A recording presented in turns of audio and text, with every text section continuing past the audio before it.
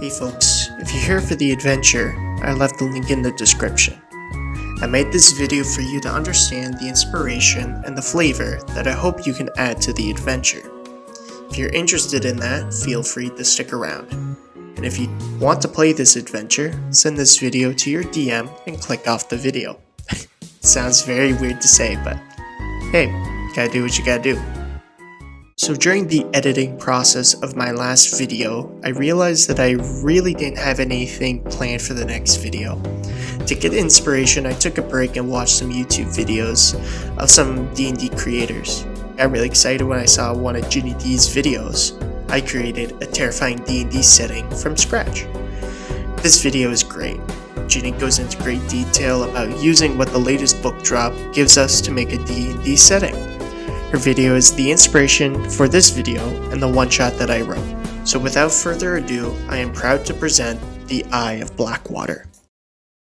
Because I wrote a one-shot adventure rather than a whole setting, I didn't use all the material given to us in the Ravenloft book to make this adventure.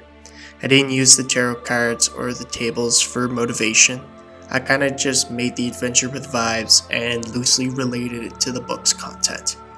Why did I do this? I think tarot cards are stupid and I didn't like the tables. The part of the book that I actually really did like was the mist and the dark powers.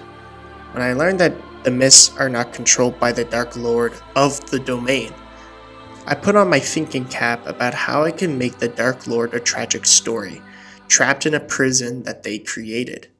Which brought me to the Dark Lord in this one shot, Uzurk Crowgazer. Uzurk is a warlord that conquered kingdoms and never lost a battle. His story isn't super important except for the fact that he was responsible for thousands of innocent lives. He was defeated not through battle but through sickness. But before he left, one of the dark powers visited him, telling him about a wizard tower that is at Blackwater. The tower was filled with research about the mist and how to bring others back to life and immortality through necromancy and forbidden rituals.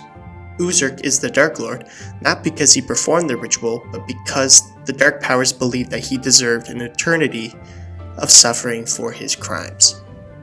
His wife Orble learned how to perform the ritual to revive her husband after his death and turned into a Nothic because of it. Nothics in a nutshell are believed to come from wizards that have gone mad from learning knowledge that they shouldn't know. That's the general gist I get from their lore, but if I'm wrong, let me know. So in short, I wanted a one-shot that made the party question and maybe sympathize with Uzurk, and killing him is a favor to him more than the people of Blackwater. The big question out of all of this is why? Why make a story about the tail Uzurk and Orble? Truthfully, I don't know. At the end of the day, they're fictional characters made for a YouTube video. Artistically, I wanted to ask the question, how do we remember our loved ones when they pass? Do we cherish their memories and move forward knowing that their lives impacted ours? Or are we bitter and never move on from their death? The adventure has some themes of loss and regret and a tragic love story. Is it very good? Honestly, no. There are many stories and adventures that do these stories better than me. I'm still proud of the story I created. It's like any skill. It gets easier over time with practice. And that's the goal of this channel as a whole. To help me get better at my favorite hobby and to help you all where I can. But before this video ends, I want to address some specific things about the adventure that I still think I should mention. The description of Blackwater in the document should be bleak and dry. Literally dry. I left the town boring and basic because I want you to fill in the holes that you think the town needs. But Blackwater has an apocalyptic vibe to it because everyone here doesn't care about money or power here. They only care about personal survival. I also left the hollow obelisk mainly empty, especially on the second floor, because you can add a puzzle or a combat encounter if you want. I didn't write this in the optional encounter section, mainly just because it's up to you if you want to do it. I didn't think it was required, but up to you. The player's motivations section is not required for playing this adventure. It is just mainly there to help with role playing, but won't make a difference on the overall adventure.